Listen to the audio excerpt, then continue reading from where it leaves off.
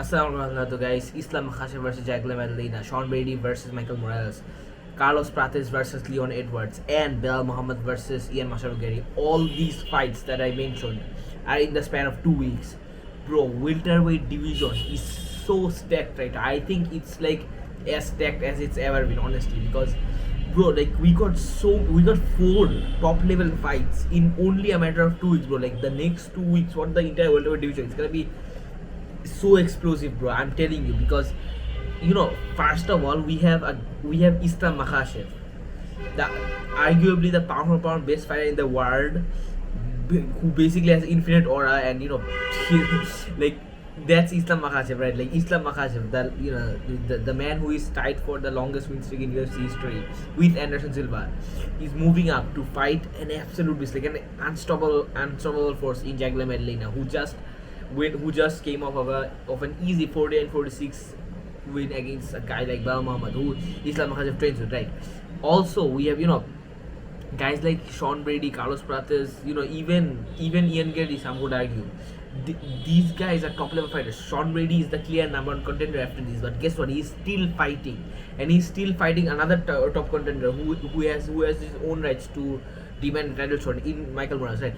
This is the reason why I love this division. This is the reason why I think right now it's undisputedly the best, absolutely the best division right now, because this is basically what the lightweight division used to be.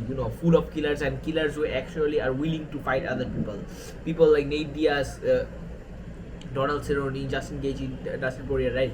Those guys. But nowadays, they don't want to fight. They simply don't want to fight. Justin Gaethje has been saying that he's gonna retire if he does not get a title shot. Paddy Pimblett, let's leave Paddy out of this. Aman Sarukia has been begging for a title shot ever since he pulled out of UFC 311, and I'm glad that he finally decided to take someone like Dan Hooker, who has also been inactive for a long time at this point. So basically, the welterweight division and the lightweight division, they are very comparable, but right now I feel like the welterweight is definitely way more stacked, and it's actually moving on compared to lightweight, where he's just been stuck in a limbo ever since like Islam beat Moicano. So yeah, more than anything, I'm really excited for the future of the division, and I just want to see the fights, bro. Like let's forget the predictions, right? I just want to see these guys go and in one single night in UFC 322.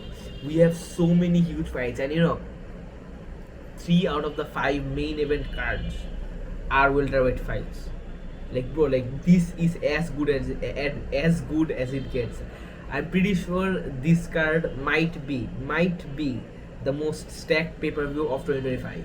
I know we have some good ones other than this, like UFC 314 or even UFC 311, since we had Islam and Merab, but still this will definitely be one of the most stacked ones, because we have Islam JDM, Carlos Leon, Sean Brady versus Michael Morales. Also other huge fights like wait, let me think about it, right? I'm pretty sure we also have a few more honorable mentions, right? Like I know Bonico's fighting, but that's obviously not it.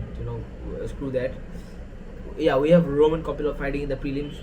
If you don't watch the prelims, if you only care about the main card, please just watch that one fight. Trust me, it's gonna be worth it. Roman Kopilov is definitely a very explosive fighter. And his last win over I forgot the name, but it was an insane knockout, and I'm pretty sure that's a knockout of the year contender, honestly. So yeah, when a card is this stacked, and it's like to the degree of UFC 322, I'm really glad like how the division, not only the welterweight division, but how the UFC is still to this day making these types of huge cards. And because as you guys may know, recently the pay-per-view cards has not been the greatest compared to what it used to be, so that just makes this all the more merrier, honestly. So okay, all right. Let's say Islam beats JDM, right? I'm not even giving my predictions. I'm just going off of what's the odds, right?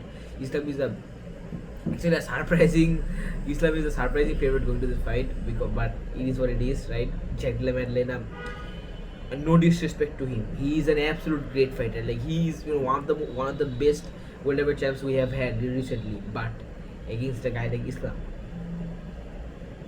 Like honestly, other than Islam, like I believe Jack beats anyone in the division.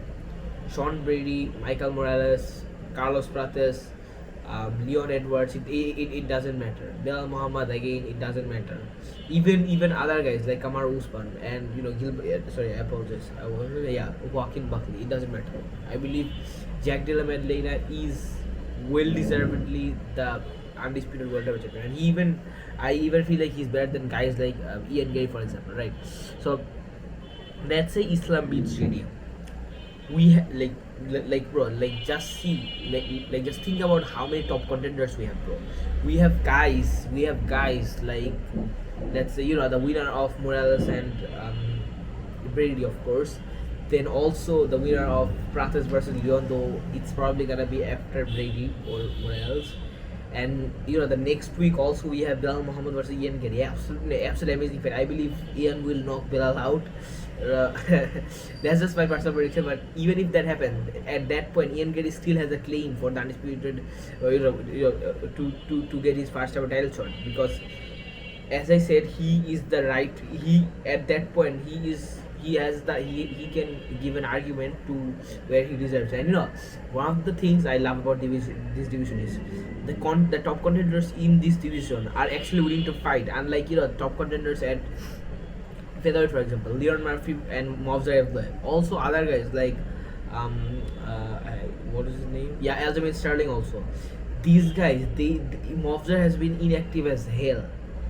Right now, I believe Movsar is the most deserving contender, but Leron, after knocking out Aaron Pico in that manner, he still has a claim to get the last one. Volkanovski also inactive as hell, like the most inactive champion we have had recently.